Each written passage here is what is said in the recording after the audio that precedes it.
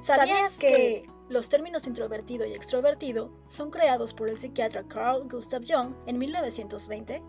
Así es, y define al extrovertido como una persona que necesita un contacto intenso con el mundo exterior, mientras que una persona introvertida suele ser más reflexiva y mantener un contacto significativo hacia el interior. También señala que nadie es 100% introvertido o extrovertido. Todas y todos tenemos ambos rasgos, pero tendemos a inclinarnos por alguno de ellos. Ambos rasgos son fundamentales para el desarrollo del individuo y de la sociedad, por lo que ambas características deben de ser valoradas y apreciadas de igual manera.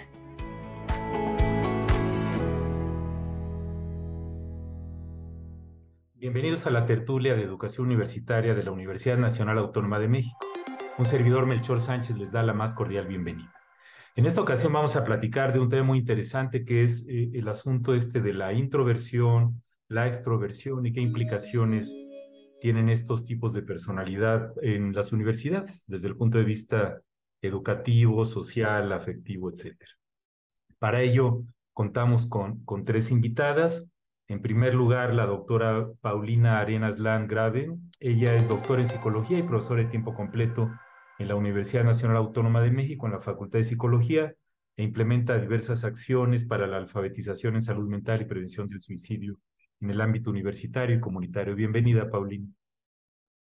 Muchas gracias. Un placer estar aquí con ustedes. Gracias a ti. También nos acompaña la doctora Carolina Santillán Torres Torija. Ella es psicóloga egresada de la licenciatura, maestría y doctorado en psicología por la UNAM. Es supervisora académica de la estrategia Crisis, Emergencias y Atención al Suicidio de la UNAM en la Facultad de Estudios Superiores Iztacala. Fue becaria Fulbright para tesis doctoral en la Universidad de Pensilvania en el Centro para el Tratamiento de Trastornos de la Ansiedad, y es profesora de la UNAM, de la Facultad de Estudios Superiores Iztacala, y miembro del Sistema Nacional de Investigadores Nivel 1. Bienvenida, Carolina. Muchas gracias, Melchor, y un saludo al auditorio. Y por último, la doctora María Luisa Morales Bautista. Ella es licenciada en Psicología por la Facultad de Psicología de la UNAM, maestra en docencia para la educación media superior en Ciencias Sociales por la Facultad de Ciencias Políticas y Sociales de la UNAM, doctora en Psicología Educativa por la Facultad de Psicología de la misma institución, y actualmente es docente de la Facultad de Psicología en la Universidad Nacional Autónoma de México en el sistema de universidad abierta. Bienvenida, María Luisa. Muchísimas gracias por la invitación. Un saludo al auditorio que amablemente nos sintoniza. Muy bien, pues todos hemos escuchado a lo largo de nuestras vidas el asunto de ser introvertido versus extrovertido. Y algunos autores documentan que entre el 20-25% y el 50% de la población tiene esta característica de ser introvertida o introvertido, ¿no? Y es más bien, como ya se comentó en la cápsula, una especie de un continuo, ¿no? Un espectro con extremos en los cuales hay una parte media que algunos le llaman ambivertido o ambiversión, similar a lo ambidiestro en el uso del lado derecho e izquierdo de nuestras manos. Pues, Paulina, ¿en qué consiste este concepto para la audiencia de introversión y extroversión y qué relevancia tiene para las universidades? Bueno, ¿en qué consiste en este interés por, de alguna manera, conocer nuestras características en función de cómo nos conducimos, interactuamos con los otros y, por supuesto, con nosotros mismos? Esta tipología o estas formas de estudiar la personalidad, que además ha sido de interés de siempre en materia de nuestro estudio, que es el comportamiento humano, está muy relacionado al poder diferenciar en materia de nuestra expresión, ¿no? De todo aquello que pensamos, sentimos, imaginamos en relación al entorno, ¿no? Entonces, tiene que ver con un proceso de adaptación y estas características que, como bien vimos en la cápsula de este destacado teórico, Carl Jung, que justo es quien empieza, bueno, ya había alguien antes por ahí que hablaba acerca de las personas que tienen como una mente más sensible, ¿no? Pensando en las características introvertidas, y alguien que tiene una forma de vincularse más desde esta mente resistente, más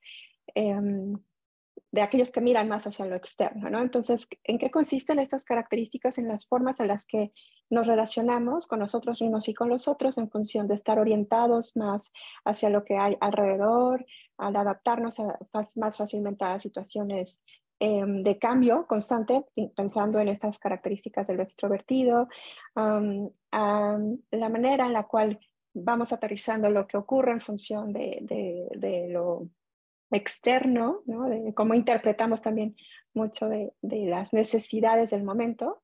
Y cuando hablamos de la introversión, estas características de las personas que están más bien dirigidas a identificar aquellos elementos desde la persona misma, desde el mundo más subjetivo, como también se le nombra, aquellos que son personas más sensibles hacia la afectividad o los sentimientos, el cómo se percibe, ¿no? Cómo perciben también este sentir, porque pues, todos tenemos diferentes formas de manifestar nuestros sentimientos, entonces está muy vinculado a eso. Entonces, cómo se tiende a reaccionar ante elementos también de pensar, de sentir, autocrítica, etcétera. Entonces, estas son algunas de las características que podríamos hablar.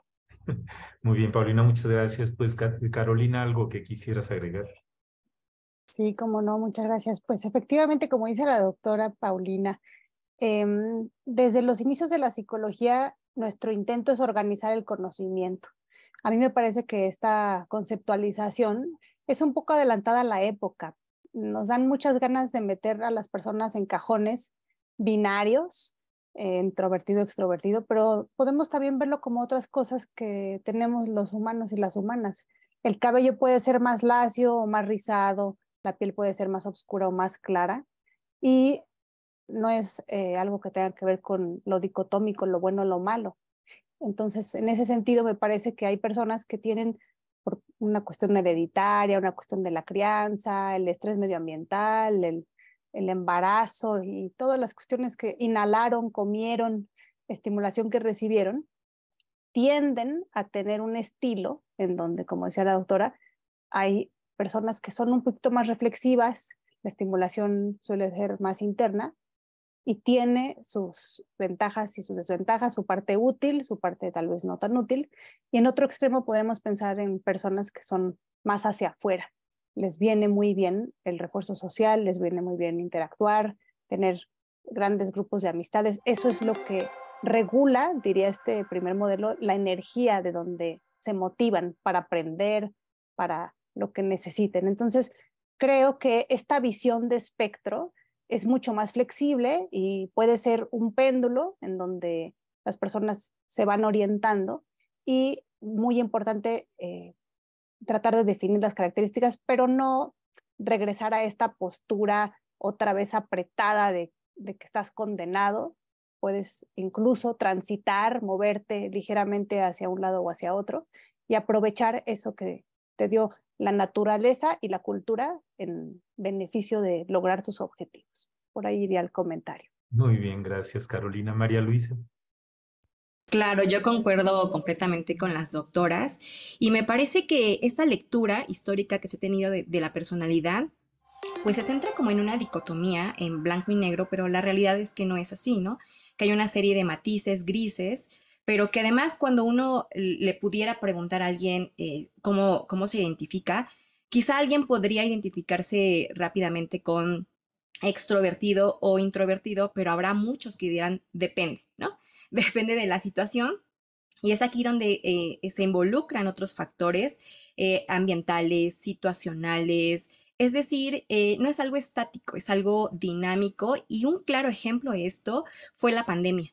¿no? Para algunos que tienden a ser un poco más introvertidos, pues a lo mejor en la pandemia les fue más fácil estar en esa situación de aislamiento. Para los extrovertidos fue un poco más complicado, ¿no? Porque la energía era como, o necesitan recargar esta energía externamente. Sin embargo, con el paso del tiempo, con el paso de los meses, pues se fueron generando recursos para poder experienciar esta situación, ¿no? Entonces también es bien importante que no se utilice como una etiqueta, más bien tomar esto como para información y generar los recursos y las estrategias necesarias de las cuales hablaremos más adelante. Muy bien, gracias, María Luisa. Paulina, esto no tendría mucha relevancia si no tuviera tanto impacto en las personas. La sociedad generalmente castiga en fin, se le puede llamar de muchas maneras, pero presiona a las personas que son o que somos más introvertidos. Yo me encajono un poquito en esta área. Y tiene relevancia porque afecta la vida de las personas. Tenemos un par de minutos todavía en este bloque. No sé si pudieras separar la diferencia entre timidez e introversión. ¿Son la misma cosa? ¿Son cosas diferentes? ¿Cómo ves?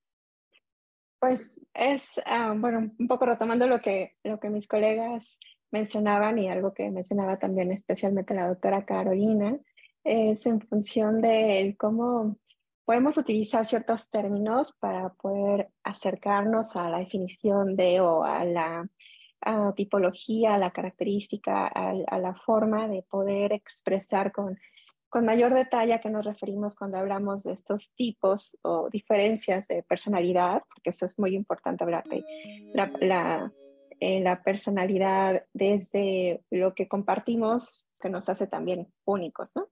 Entonces, el hablar de timidez tiene que ver con ciertas formas en las cuales nos podemos vincular en diferentes espacios y con diferentes personas que está asociada a esta característica de personalidad más vinculada. O sea, la personalidad creo que vale la pena aquí hablar acerca de lo que se ha conocido como los rasgos que la conforman, ¿no? Tenemos diferentes tipos de rasgos y eso también, como mencionaba muy bien María Luisa, pues no se clasifican en unos y otros o las personas solo actuamos de una manera u otra. Entonces, está muy en relación de nuestro entorno y nuestro contexto. Y la timidez es uno de estos elementos que constituyen, ¿no? Desde la evaluación de la personalidad como este criterio que abona como para hablar de una persona que puede ser más introvertida. Entonces es una forma de que puede ser una forma de estar más conectado consigo, que le cuesta un poco más de trabajo a lo mejor expresar sus ideas, ser más participativo, ¿no? Levantar la mano y hablar en una clase, puede ser más tímido. Entonces es una de las características que están asociados con la introversión. Gracias, Paulina. Sí, es que algunos autores dicen que la timidez es más bien como el miedo del juicio social y la introversión. Es lo que ya comentaron ustedes de esto de que la energía o la libido en el lenguaje de Jung, más hacia adentro que hacia afuera. Hay muchos introvertidos famosos. Se dice que Albert Einstein entraba en esa categoría, Charles Darwin, Mahatma Gandhi, el mismo Barack Obama, Isaac Newton, Stephen Wozniak, el creador de las computadoras Macintosh, además de muchas otras personas, ¿no? Y obviamente hay muchos extrovertidos también muy famosos, pero por alguna razón nos centramos en los introvertidos, en la plática cotidiana de como querer componer a los introvertidos como si estuvieran enfermos, ¿no?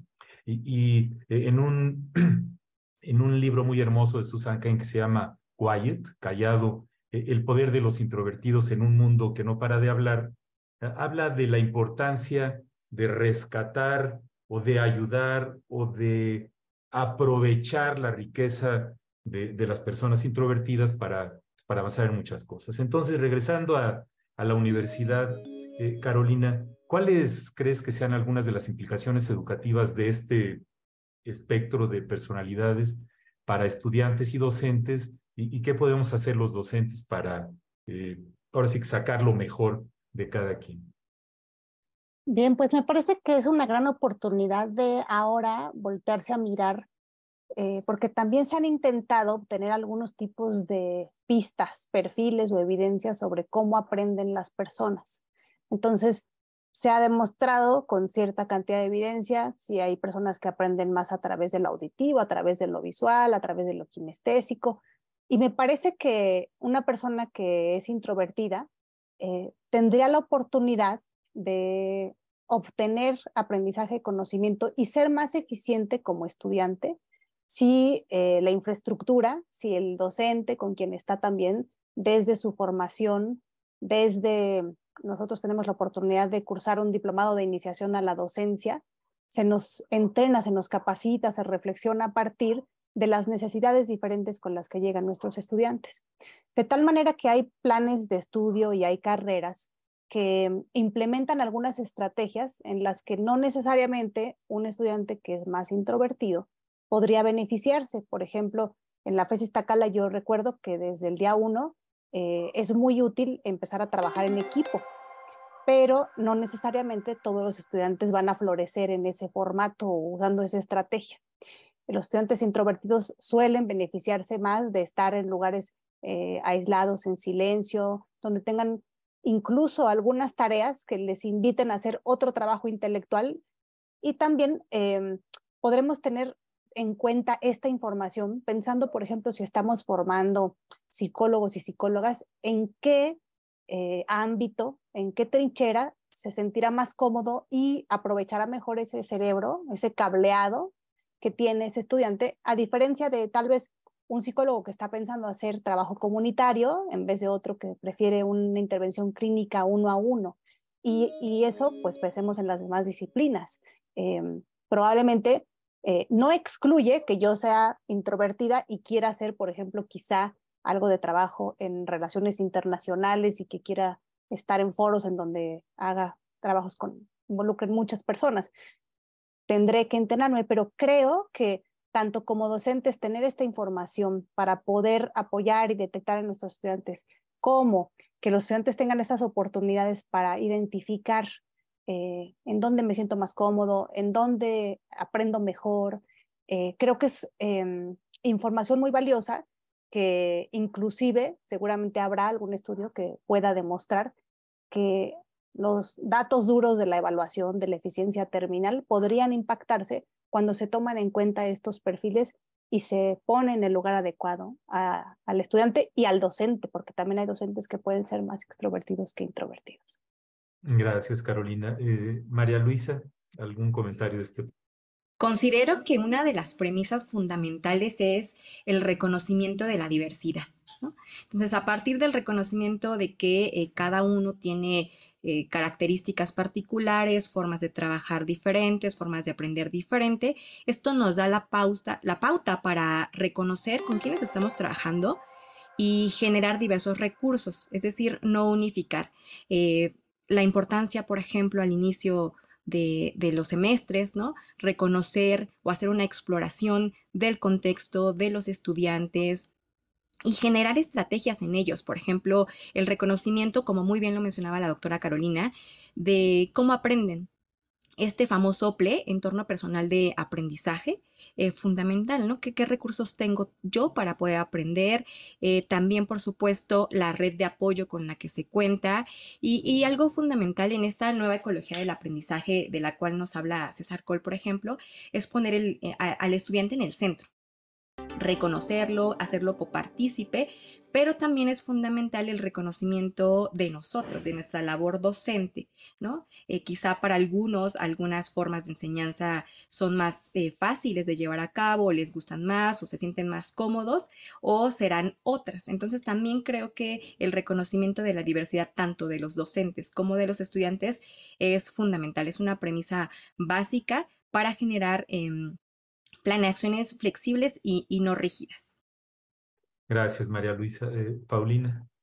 Muchas gracias. Pues yo quisiera quizá mencionar un poco más acerca de los docentes, que es un elemento también muy importante, ¿no? Es a partir de esta forma en la cual nosotros podemos identificar con quién nos sentimos cómodos y cuáles son las habilidades con las que normalmente nos conducimos con los estudiantes, cuáles son nuestras áreas de oportunidad, nuestras fortalezas.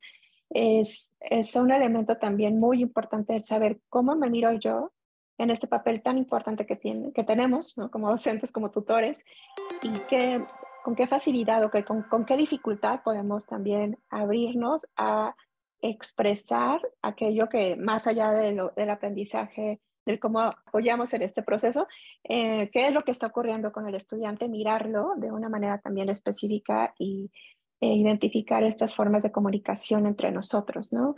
Yo creo que eso es algo también fundamental que podemos considerar en esta importancia de identificarnos más extrovertidos, más introvertidos, qué es lo que necesitamos hacer como profesores a lo mejor para volvernos un poco más flexibles y abrirnos también en estos espacios de comunicación para promover y aprendizajes, no solamente de conocimientos, de saberes, sino también aprendizajes en lo personal, en lo individual. Gracias, Paulina. El hecho, pues, es que los docentes estamos en esta tensión permanente de tener grupos grandes de estudiantes en los cuales tenemos una enorme heterogeneidad en muchas cosas, que puede ser desde el nivel socioeconómico, como ya comentaron, en complexión física, en características de sus ojos, la manera como hablan y en todos los rasgos de personalidad. Y existe, reitero, esta tradición en nuestra sociedad de premiar la extroversión como si eso fuera el ideal del ser humano, pero como ya han comentado ustedes, para que nuestra especie siga manejándose, evolucionando, superándonos, es importante que exista toda esta enorme variedad. Pues yo les preguntaría, Carolina, ¿puede uno cambiar de un lado a otro del espectro? Porque ante esta presión social, la persona introvertida que le dicen participa, no te quedes callado, el que tiene más saliva come más pinole, el que no, Dios, ¿cómo es el dicho? El que no habla, Dios no lo oye, etcétera, etcétera. Entonces hay todo esto, ¿no? Entonces, de una u otra manera sí tenemos esa presión de pares. ¿Cómo ves, Carolina? ¿Qué tanto se puede uno mover en este espectro? Pues creo que aquí tú pones sobre la mesa un punto bien interesante por algo que comentaban previamente, la delgada línea entre es introversión o timidez. La timidez le coquetea a la fobia, le coquetea a la ansiedad. La ansiedad es a veces vista como un rasgo negativo y yo siempre regreso a la explicación evolutiva y les digo, una persona que se preocupa un poco más, que es un poquito más ansiosa, un poquito más tímida, menos arriesgada, evolutivamente a veces los datos nos podrían decir que tiene más probabilidades de sobrevivir porque planea, porque no se conecta con esta impulsividad de hacer las cosas por lo que opinen los demás, por agradar, suele ser más reflexiva y nada en demasía, decían los griegos, ¿no? Entonces, esa es la idea del espectro, que ambos extremos pueden ser no productivos. Y creo que acá coincidiremos, Paulina y yo, en términos de hay que aceptar que tenemos un cerebro o un cabello así, un color de ojos, pero eso no quiere decir que no podamos aprender a cambiar o a regular, usarlo, como decía la doctora María Luisa, en términos de puedo camaleón para un lado, camaleón para el otro, y con mucho cuidado, como decías, de comprar la idea de que el ideal es esta extroversión, ¿no? El poder hablar en público, el poder estar en el papel principal de la obra de teatro, porque también se construyen desde las ideas, desde los ensayos, grandes cambios que ha tenido la humanidad, ¿no? Y que no es necesariamente, otros tienen la habilidad de ir a negociar las cosas, pero también el mundo de las ideas cambia los rumbos de los países, ¿no? Entonces, me parece que hay que ser cuidadosos con ese juicio de otra vez en lo dicotómico, ¿no? Lo bueno, lo malo, lo deseable, lo indeseable, lo correcto, lo incorrecto, es como una visión bastante limitada de la diversidad, ¿no? Así es, Carolina. Y es que revisando la literatura del tema, es controversial, ¿no? Pero hay algunos autores que sugieren que estar más hacia lo extrovertido es una ventaja académica en la educación básica o inicial, pero que ya en la educación universitaria que se requiere más dedicación, que hay que leer mucho, porque eso sí es ineludible, que hay que aprender muchas cosas y cuando uno se dedica a la trayectoria académica, la introversión se puede constituir en una característica de ventaja porque entonces te dedicas más a, a lo interno, a estar muchas horas enfocado, eh, aislado o relativamente en un ambiente sin muchos estímulos para avanzar y escribir la tesis y todas estas cosas que nos abruman luego a los académicos. Y en algunos estudios se ha documentado que esto se asocia con mejor desempeño académico, aunque en otros estudios no se ha documentado. Sigue, como siempre, son cosas difíciles de investigar, sobre todo precisamente porque esta aparente dicotomía en realidad es todo un arco iris llamémosle, de niveles, de en dónde está uno. Muy bien, pues se nos termina el tiempo de este bloque. A continuación vamos a tener otra pequeña pausa y los invitamos a continuar con nosotros.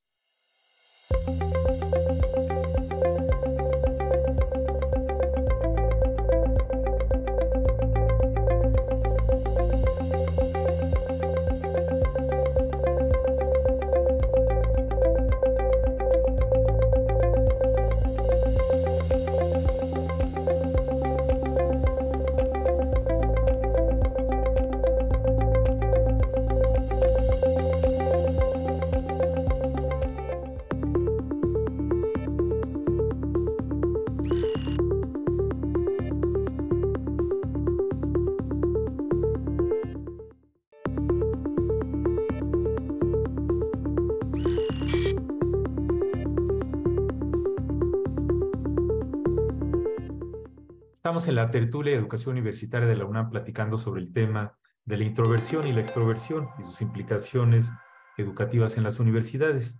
Hay algunos estudios que documentan, por ejemplo, que más del 95% de los líderes asignados en nuestra sociedad, predominantemente en países como el nuestro, Estados Unidos, Canadá, Inglaterra, se asignan a personas que tienen más tendencia a la extroversión y que una minoría es más hacia la introversión y mucha gente se cuestiona si no estaríamos desperdiciando esta enorme riqueza del liderazgo de las personas introvertidas, que se ha documentado en muchos estudios que en varios contextos, sobre todo en academia, puede ser inclusive más poderosa y más productiva en términos de lo que se genera. Pues, María Luisa, ¿qué podemos hacer como universidades, como instituciones de educación superior, para proporcionar una experiencia educativa, formativa, equitativa para estudiantes en nuestros espacios académicos, en estudiantes que tienen diferentes personalidades, y cómo podemos los docentes generar estos espacios para atender a todos en escenarios que no sean amenazadores o que pongan en desventaja algunos de nuestros estudiantes? Sí, a mí me parece fundamental que ante los cambios tan drásticos que hemos vivido en los últimos años, habrá que repensar el papel de la educación, de la escuela, del estudiante, del docente. Realmente los cambios han sido impresionantes. Hemos pasado, por ejemplo, en la pandemia, de una enseñanza remota de emergencia en donde no sabíamos por dónde ir, a clases en línea y actualmente pues ante modelos híbridos. Entonces me parece fundamental reconocer, por ejemplo, lo que Casani menciona como prácticas vernáculas, ¿no? Ir más allá de estas prácticas o recursos que históricamente han sido institucionalizados o legitimados para reconocer otro tipo de recursos, ¿no? Casani nos habla, por ejemplo, de estos recursos como diarios personales, los chats, el uso de las tecnologías, etcétera. También es fundamental, una de las habilidades más complejas, que pareciera sencillo, pero realmente es complejo, es la escucha, ¿no? Entonces, también el escuchar a los estudiantes, qué necesitan, qué requieren. A lo mejor para nosotros alguna actividad está increíble, genial, pero a lo mejor para ellos no es tan cómodo. Entonces, podemos abrir la posibilidad. Tenemos cierto programa y tenemos objetivos que cubrir, ¿no? Pero el objetivo se puede cubrir de muchísimas maneras. Entonces, abrir la posibilidad de cumplir el objetivo, pero a partir a lo mejor para alguien es más fácil hacer la narrativa escrita, para alguien más será audio, ¿no? Grabarlo, un podcast, para alguien más serán los recursos digitales o las infografías, es decir, que es fundamental la escucha del reconocimiento de los intereses, las necesidades, las características del estudiantado, y también me parece fundamental, algo que ya se está haciendo, pero que se le puede dar ahí potenciar, es la tutoría docente. La tutoría docente que permita acompañar al estudiante y la tutoría entre pares, ¿no? Por ejemplo, en el grupo Guidet se está trabajando el concepto de compañero de aprendizaje, que parte de esta diversidad, un compañero, un par, ¿no? Que vaya acompañando en el transcurso, en esta experiencia educativa, porque lo que bien sabemos es que las estrategias, los recursos impactan indudablemente en la experiencia escolar, ¿no? Gracias, María Luisa. Paulina. Gracias. Pues yo sumaría a lo que mencionaba María Luisa en función de tu pregunta sobre cómo generar estos espacios que no resulten amenazantes dentro de nuestro entorno universitario. Creo que los dos elementos que se me vienen a la mente, así de primer momento, tiene que ver con la flexibilidad y que esto estará vinculado con la adaptación que, como bien se mencionaba, pues es lo que nos rige, ¿no? En este proceso de desarrollo, también evolutivo, como decía Caro. Entonces, ser flexibles nos va a ayudar muchísimo a promover estos espacios de aprendizaje digamos, en lo óptimo, en todos los aspectos que se implique, por un lado, y por otro lado, validantes. He tenido la experiencia más desde mi aproximación clínica de estar en grupos de docentes donde la formación, la forma en la que ellos mismos aprendieron al cómo ser docentes, ¿no? En este concepto formativo que se tiene, a veces se ven ciertos matices muy orientados a hay una sola forma de enseñar, hay una sola forma de aprender. Esto ha cambiado mucho, ¿no? Por todo lo que se ha flexibilizado también nuestra formación docente, pero creo que el ser flexibles y validantes nos puede ayudar muchísimo, este segundo elemento con respecto a promover la apertura y el respeto hacia las respuestas individuales de los estudiantes. Y esto es lo que está vinculado con el tema de hoy, ¿no? O sea, estas características que pueden algunos hacernos más introvertidos, a otros más extrovertidos o un poco de las dos, ¿no? Pero en ciertos espacios, por supuesto que les es más fácil hacerlo. Entonces, como docente, el ser flexible, por un lado, a identificar estas formas distintas de compartir, esto creo que nos puede ayudar mucho a generar estos entornos validantes y esta forma de conducirme hacia la orientación, hacia la retroalimentación de los estudiantes es algo que también nos puede funcionar muchísimo para generar estos espacios universitarios más abiertos. Gracias, Paulina. Pues, Carolina, ¿qué agregarías? Así como cuando uno toma un grupo y hace una evaluación diagnóstica, con el avance del semestre o en un espacio de tutorial o dirigir una tesis, pues uno acompaña a nuestros estudiantes por un largo tiempo y también tiene esta oportunidad de ir identificando qué le viene mejor y lo podría también poner sobre la mesa y comunicarlo para que los estudiantes nos dieran un poco de retroalimentación y en función de eso también tomemos en cuenta estos estilos. Y también recordando un poco que pues la universidad es esto, ¿no? La tolerancia, la diversidad de saberes y tendríamos que tener esa especie de obligación moral de ofrecer a nuestros alumnos y alumnas un espacio en donde no tenemos ya un decálogo de lo que debe de ser, sino es un espacio abierto al diálogo y a poder sacar lo mejor que cada una persona tiene. Y a mí me gusta mucho el término de aliados, es decir, nosotros detectando el estilo del aprendizaje, detectando esta tendencia, porque no es una casilla en donde te ponemos un candado. Me gusta mucho esta idea de mente flexible, mente rígida, entonces cómo podemos ahí en este espectro movernos. Yo decía hace rato como un péndulo, también como el profesorado y los tutores institucionales, ¿no? Que acompañamos a los estudiantes, estamos ahí atentas a lo que les ocurre, podemos pensar, aunque el plan de estudio señala algún criterio de evaluación, algún uso de estrategias, traemos una planeación de una clase, pero también estar abiertos a la posibilidad de que lo que en el papel suena bien, a la hora de llevarlo al aula puede ser que cambie un poco y que tuviéramos esta tolerancia a poder ser nosotras mismas flexibles en vez de rígidas, y también defender a aquellos estudiantes que, pues lo importante es que el contenido reflexionen, profundicen, lo lleven, lo apliquen, ¿no? Depende del objetivo de la materia.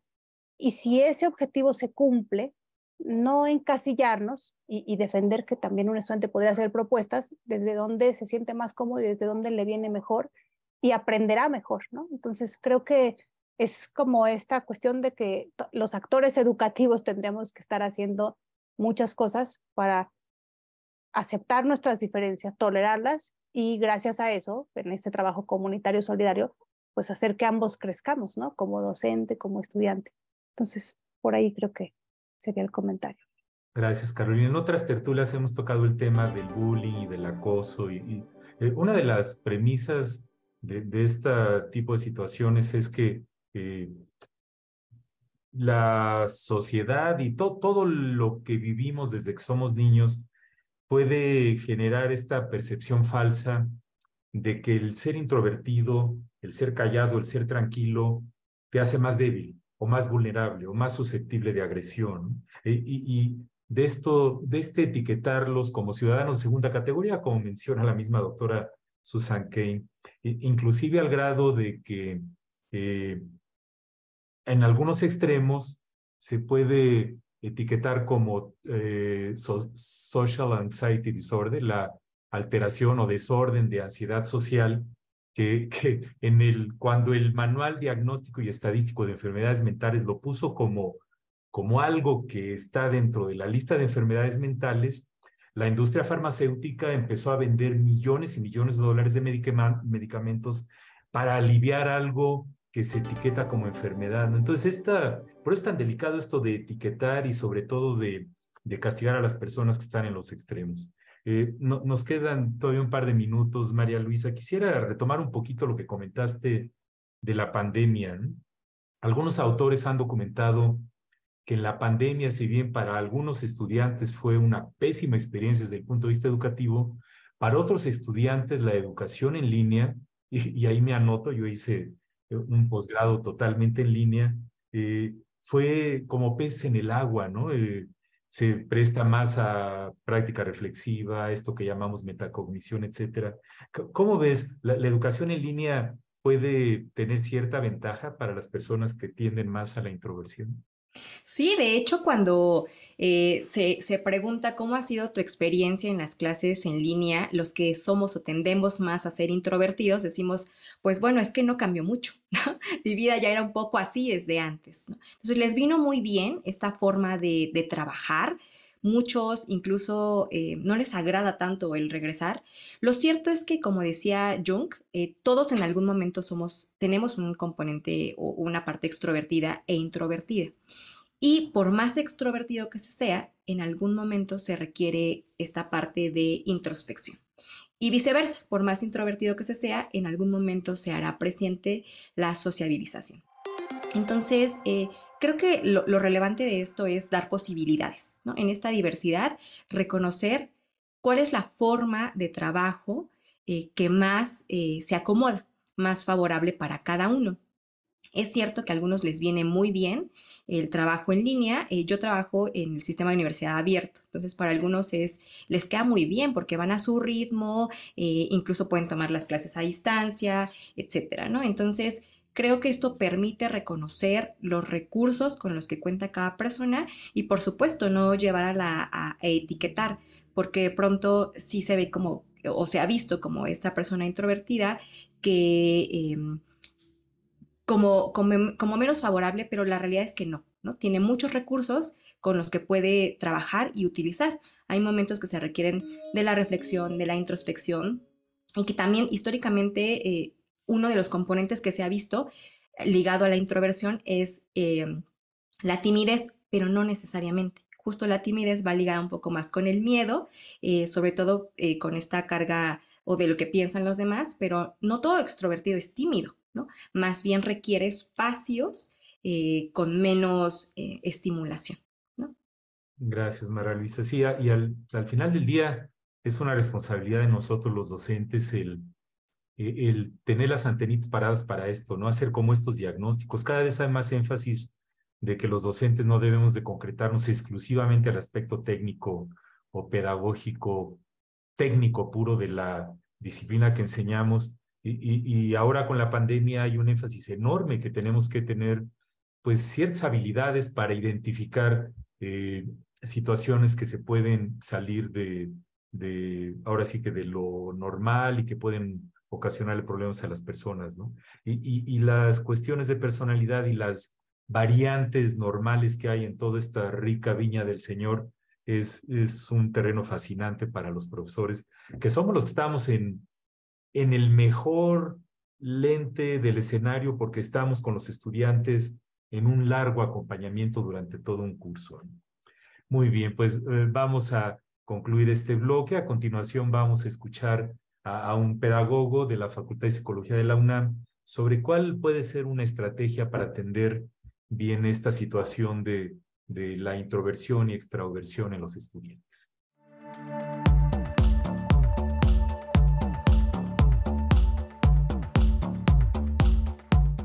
Lo primero que se nos viene a la mente es pensar en una escala, ¿verdad? ¿Qué tan introvertidos o extrovertidos somos? Sin embargo, es muy importante mencionar que esto se vincula con nuestra personalidad y nuestra identidad. Como docentes, es muy importante que podamos reconocer la diversidad que existe en nuestra aula. Cada uno de nuestros estudiantes construye su identidad. Es algo que se va construyendo a lo largo del tiempo. Y también es muy importante que esta estrategia se base en principios de inclusión y de justicia social. Es decir, todos tenemos el derecho a poder participar en las actividades que se realizan en el aula. No importa qué tan extrovertidos o introvertidos podamos ser. La estrategia que a mí me ha resultado parte de este principio de los fondos de identidad, que lo trabaja muy bien el doctor Guittard, y también instrumentos, ¿no? Por ejemplo, el uso de los portafolios y todo esto utilizando la tecnología, porque hoy en día pues tenemos a la mano muchos recursos digitales que nos pueden ayudar a expresar nuestra identidad y favorecer pues la participación dentro del aula.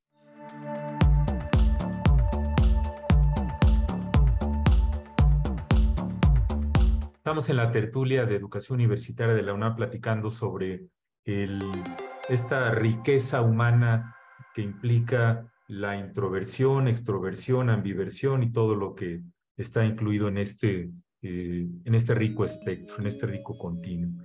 Decía Gandhi que de una manera gentil tú puedes sacudir el mundo, por lo que decía hace rato de los liderazgos que no necesariamente tienen que ser en el extremo muy extrovertido, ¿no? Y a veces nuestra sociedad no premia a personas que podrían ser algunos de sus mejores líderes. Pensemos en ello cuando tengamos elecciones políticas también. En fin, pues estamos en el último bloque de este fascinante tema.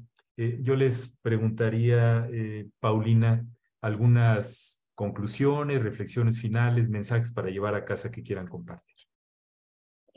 Bueno, creo que algo importante sería recordar que dentro de nuestra necesidad de adaptarnos al cambio que vivimos de manera constante, estos elementos, estas características que nos hacen únicos, que hablan acerca de nuestra forma de vincularnos con nosotros y con los otros, es un proceso que se mantiene pues a lo largo de nuestra vida, ¿no? Que no hay tampoco algo que sea determinante, son características, rasgos que son relativamente permanentes, aquellos que constituyen nuestras personalidades, y bueno, que siempre también nos permiten tener posibilidades de identificar formas en las cuales podemos contactar con aquellas situaciones, experiencias, vivencias que nos rodean y aprender de ellas. Y bueno, pues aquí creo que lo importante es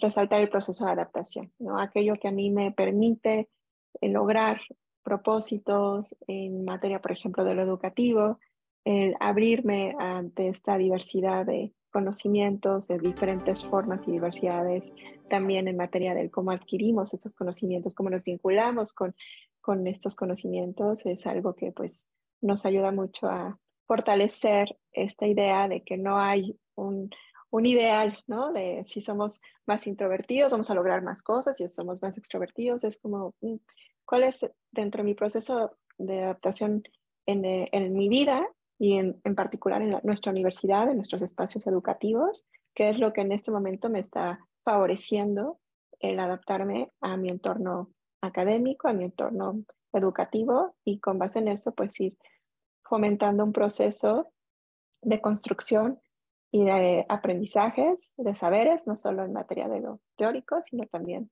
de lo personal y lo individual. Muy bien, Paulina, muchas gracias. Carolina, ¿algunas reflexiones para este último bloque? Sí, Melchor, yo creo que estos espacios tan necesarios pueden no solamente terminar cuando se termine la tertulia, creo que puede ser una tarea que podríamos dejarnos tanto si nos está viendo un estudiante como un profesor, como un investigador, pero también cuidadores, ¿no? Mamás, papás, quien esté ahí cerca y puede no solamente regresar a revisarse y decir, a ver, nunca me lo había puesto a pensar, tal vez tengo mucho tiempo creyendo esto, ¿no? Que la debilidad de la introversión es como lo que se visibiliza, cuando también la extroversión, decía yo, puede tener rasgos de impulsividad, ¿no? De menos responsabilidad. Y me parece que el fenómeno educativo es muy complejo y hay que nada más saber en qué momentos esto va a ser útil, esto no.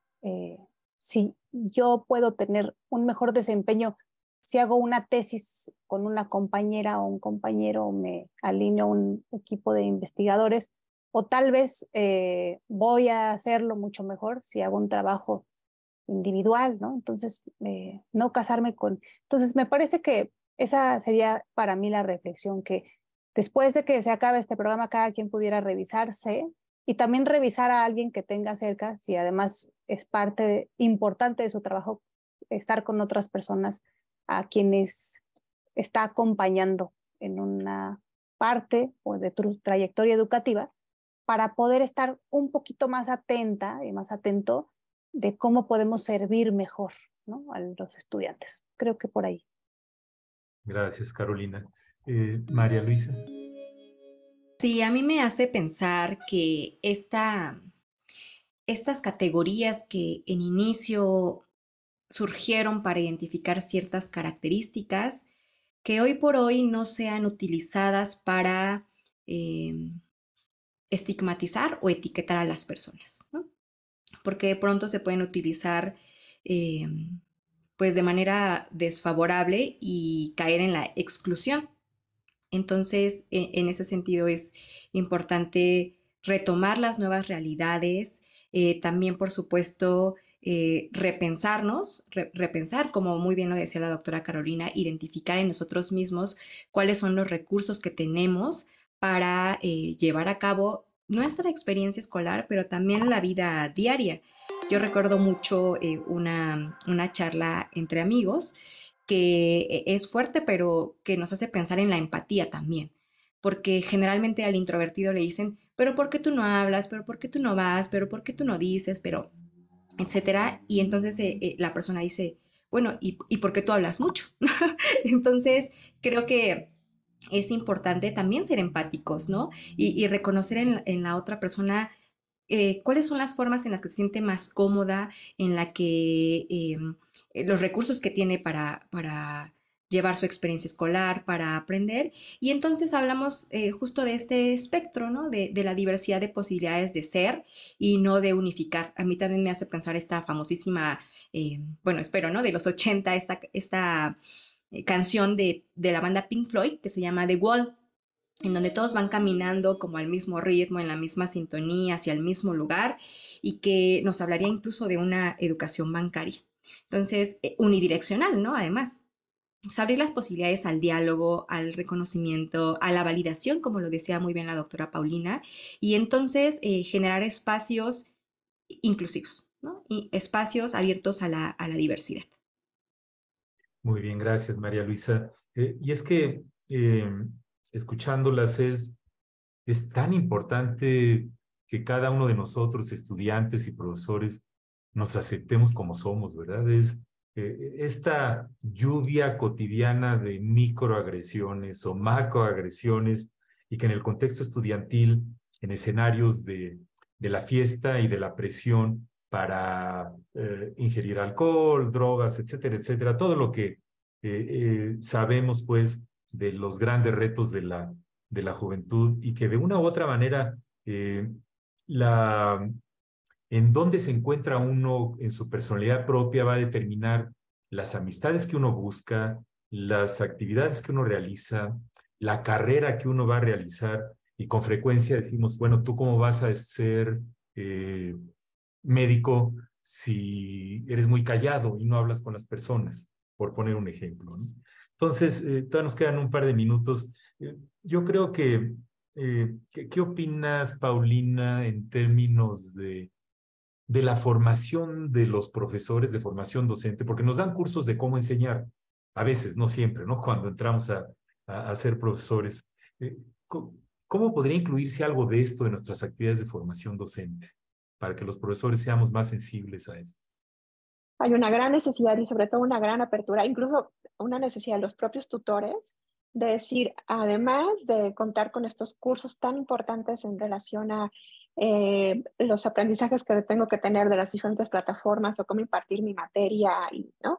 Esta diversidad de cómo promover la diversidad de saberes, hay una gran necesidad para nosotros de cómo manejar estas diferentes personalidades de nuestros estudiantes y sobre todo cuando hay algunas situaciones que nos llaman la atención por las conductas que tú mencionabas en función de la complejidad de adaptación en las juventudes, vinculadas con situaciones de crisis emocionales, vinculadas con ciertas manifestaciones que preocupan y pensando en nuestro tema, si estos rasgos, por ejemplo, más introvertidos, cuando es una señal de alerta el que los estudiantes o que los chicos no comuniquen o que no se abran o que no hablen o que estén aislados, cuando diferenciar esto como algo que puede ser normativo o cuando puede ser esto algo que nos llame la atención, ¿no? Entonces creo que sí es muy importante que tengamos también este tipo de reflexiones, como dice la doctora Caro, que nos quede este espacio tan importante que nos abriste el día de hoy a nosotros y a todo el público que nos ve, nos escucha, porque hay mucho que reflexionar al respecto, hay mucho que reflexionar en relación a cómo podemos también conocer un poco acerca de la forma en la que podemos actuar y ser, les mencionaba yo, como más validantes y flexibles ante la diversidad de personalidades que podemos tener al frente. Muchas gracias, Paulina. Sí, es que hace rato cuando dijo Carolina que ahora que terminemos y que regresemos a nuestra casa, a nuestro salón de clases, a nuestro espacio de trabajo, pues ser ahora sí que más auténticos y permitir que los demás sean más auténticos, ¿no? Y aprovechar en toda esa riqueza de variedad de personas que constituimos este crisol de la especie humana. Pues como ven, el tema es fascinante, tiene muchas implicaciones educativas y nos pone a pensar en nuestra responsabilidad como docentes de todo lo que tenemos que hacer para ayudar a nuestros estudiantes a que se formen no nada más como profesionistas o profesionales de su área disciplinaria, sino como seres humanos que aporten a la sociedad. No, no es una tarea menor. Pues, Paulina, muchísimas gracias por acompañarnos. Muchísimas gracias a ti por la invitación y absolutamente a todos los que nos ven y nos escuchan. Gracias a mis colegas también. Muy bien, y Carolina, pues muchísimas gracias por tu participación. Muchas gracias a ti, a todo el equipo y a las personas que nos hicieron favor de vernos, y muy honrada de estar también acompañada de mis colegas. Muchas gracias. Gracias. Y bueno, pues María Luisa, igualmente. Muchísimas gracias. Muchísimas gracias, ha sido un placer, un gusto compartir este espacio de diálogo y un saludo a los que nos sintonizan. Muy bien. Pues reitero, el tema nos pone a reflexionar profundamente y quisiera terminar el programa con una frase de un científico muy famoso.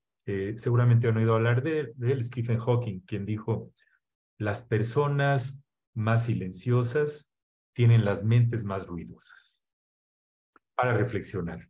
Pues con esto damos fin al programa y nos estaremos viendo en una siguiente tertulia.